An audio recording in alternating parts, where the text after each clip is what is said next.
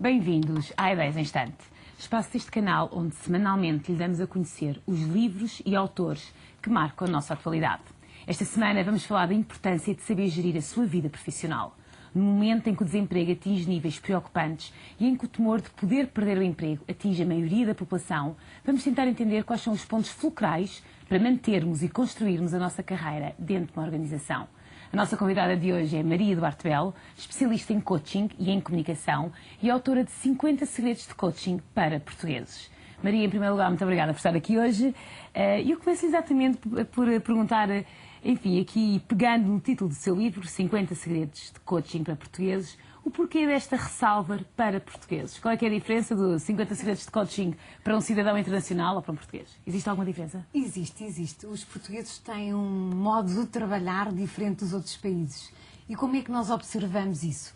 Indo a outros sítios, contatando com outros profissionais, com outras origens.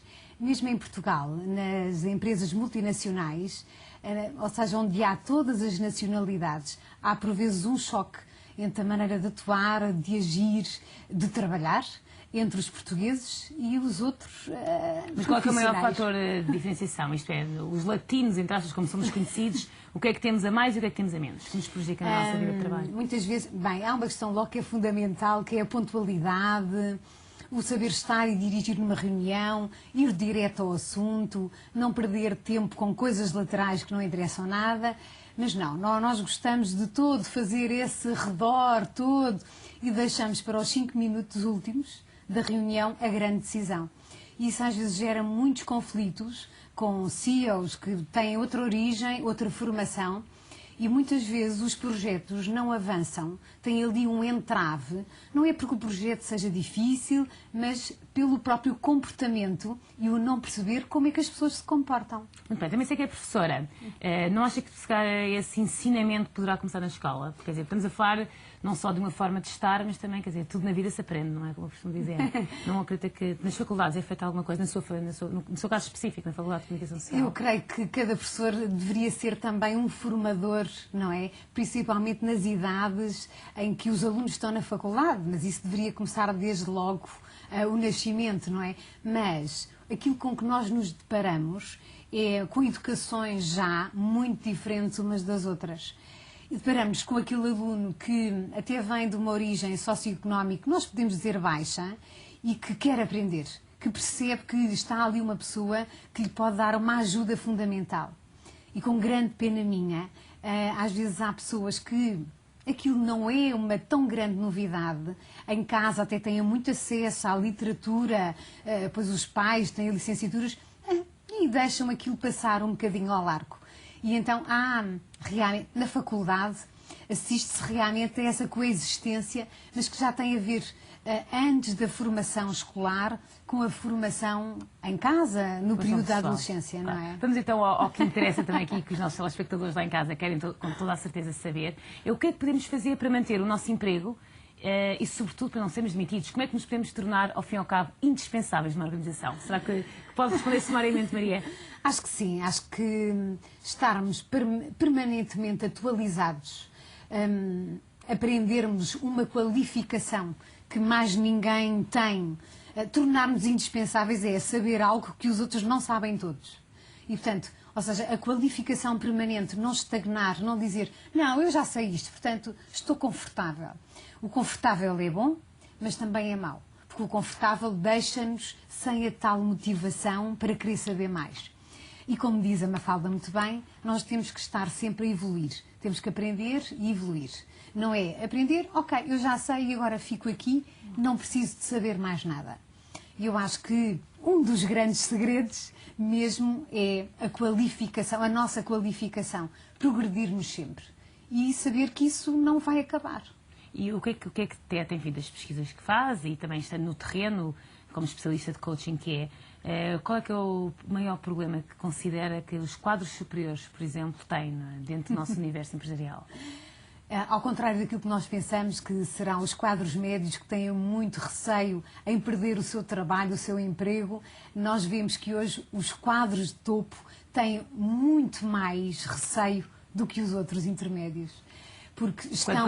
Quanto mais alto é... Mais enfim, alto. Maior é a queda. Quanto mais alto é o lugar, maior é a queda. Não é? Porque se têm uma enorme responsabilidade, respondem pelos resultados, mas não são só os resultados deles, são os resultados de uma série de gente. Portanto, eu creio que a pressão hoje nos CEOs, nos CFOs, nos quadros de topo é enorme. As pessoas estão sujeitas a muitas pressões. E creio que aí, ou seja, a compatibilização de um certo equilíbrio, de ver que o resultado é importante, mas também saber como se vai buscar o resultado.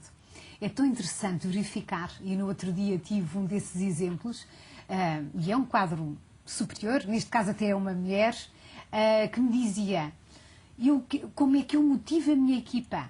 Ora bem, nós pensamos com uma questão destas, pensamos, mas isto é o beabá, nós todos nos temos que motivar. Porquê esta grande questão? É porque eu preciso ainda de motivar mais. Como é que aquilo que eu digo lhes chega ao coração? Já não chega a dizer, nós temos em risco os nossos empregos, porque isso eles já sabem. Como é que eu chego ainda mais longe? Portanto, isto é a grande questão de um quadro de topo e que nós temos que estar presentes para orientar. Mas, Mafalda, primeiro que tudo, essa é a dúvida daquela pessoa, daquele quadro claro, que ocupa de um topo. determinado lugar. Portanto, e que depois transpõe naturalmente essas inseguranças para o resto. Oh, Maria, como é que é isso? Se puder desvendar aqui um bocadinho, como é que funciona um pouco a interligação e as relações interpessoais? Falo, por exemplo, do chamado networking. Que não é nenhum palavrão, apesar de muitas vezes o próprio lobbying, quer dizer, nós muitas vezes associamos isso a alguma coisa escondida. Como é que encara isto? No mundo do coaching, como é que funciona o networking? Imagina, eu conheço o diretor, eu conheço o chefe, como é que isto funciona? Na sua experiência. Isto é válido? Num momento de crise não é assim tão válido, porque se calhar as pessoas não querem ter pessoas tão próximas perto. Como é que funciona esta dinâmica? As pessoas precisam ter uma retaguarda segura. E o coaching, o verdadeiro coaching, o coach deve ser uma pessoa que está atrás, que orienta, que suporta, que apoia, mas que tem precisamente uma das grandes características é o sigilo. Mas aí está a falar de uma questão de confiança. De confiança. Absoluta, mas se calhar um bocadinho mão direita, não é? Ou mão esquerda, ambas. Aqui a questão vai um bocadinho mais além, isto é, um diretor contrata alguém que já é conhecido, que é amigo da mulher, do que for, enfim, que já tem alguma confiança, mas ao mesmo tempo também acaba por gerar ali alguma intimidade que poderá não ser tão benéfica.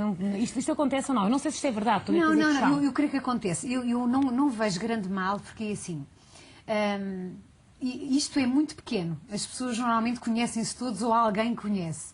É natural que nós... que se receba um pedido, conhece-se alguém que seja bom nisto. É muito natural isto. E nós realmente vamos a correr a nossa rede de contactos. Eu recomendo a alguém. Isto é... Mas isso é chamada cunha, na sua designação? Não é nada cunha. Isso é uma referência? É uma referência. E há sempre aquela coisa, se a pessoa não for boa, estás à vontade para dizer, não interessa. Mas aquilo que nós recebemos é, conhece-se alguém que seja bom nisto. Eu creio que não tem absolutamente mal nenhum recomendar uma pessoa que trabalhou connosco, porque essa nós conhecemos, que trabalhou connosco, que nós conhecemos o seu trabalho, mas é que até podemos não ter relacionamento nenhum. É apenas uma recomendação, não é sequer uma cunha. E Mafalda, nós mais facilmente vamos buscar pessoas para trabalhar connosco que conhecemos, porque já se gerou a tal confiança, claro, do que um desconhecido que aparece, que pode ser igualmente bom. O que eu digo é que facilita. E hoje em dia nós temos muita pressa para tudo.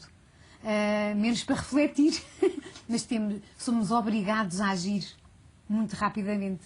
Mudando um pouco de assunto, num quadro médio, por exemplo, uma das ferramentas que revela aqui, um quadro médio, o que é que deve fazer? Deve ser assertivo, com certeza, no que faz, mas que outros fatores é que deve ter sempre em mente um quadro médio de uma empresa? Começámos no top, agora vamos um bocadinho à classe média. Um equilíbrio, um bom senso. O bom senso, eu costumo dizer, se nós conseguíssemos ter comprimidos de bom senso na farmácia, de certeza que era um topo de sucessos. Há uma enorme falta de bom senso. As pessoas, o quadro médio tem uma função complicadíssima. Tem que agradar, acima, mas também tem os seus que gera, a sua equipa que gera em baixo e que também tem que responder perante ela. Portanto, há uma dualidade de o que é que eu faço enquanto chefe desta equipa, porque é mesmo o chefe de uma equipa, e o que é que eu respondo perante o meu diretor.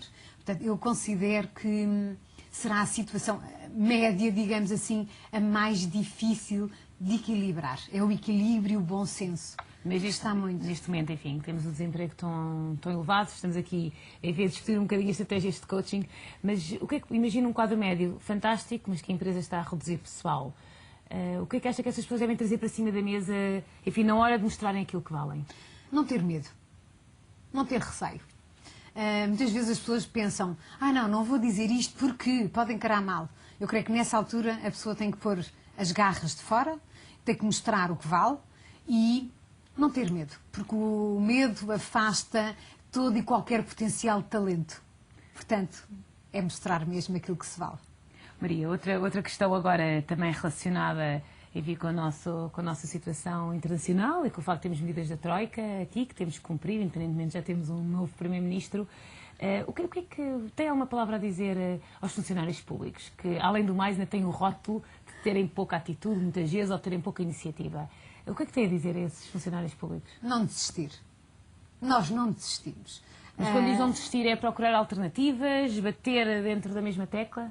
O não desistir tem muito a ver com...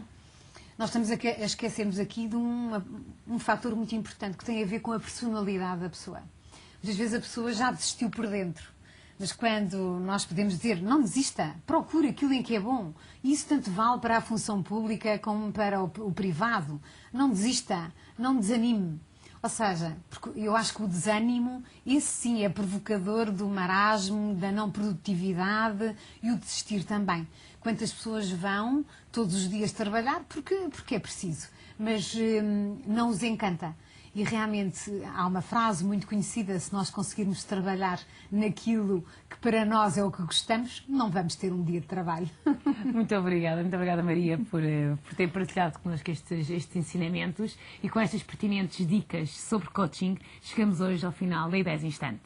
Não se esqueça que pode sempre contribuir, afinal este programa é feito para si, por isso não se esqueça de enviar as suas dicas para mafalda.avelar@económico.pt. Terei em conta, com certeza, as suas sugestões e na próxima sessão da Ideias Instante cá estaremos também a comentá-las. Obrigada e até lá.